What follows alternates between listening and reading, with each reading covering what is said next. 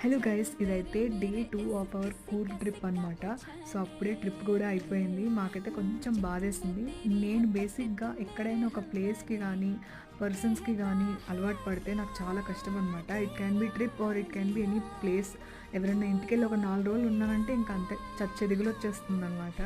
So నాకు మళ్ళీ normal అవ్వడానికి కనీసం 1 డే పడుతుంది.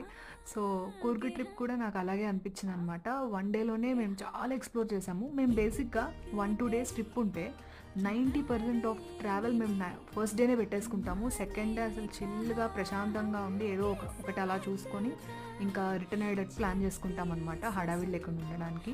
అండ్ మేము వెళ్ళినప్పుడు చాలా అంటే చాలా అమేజింగ్ పీపుల్ని అయితే కలిసామన్నమాట.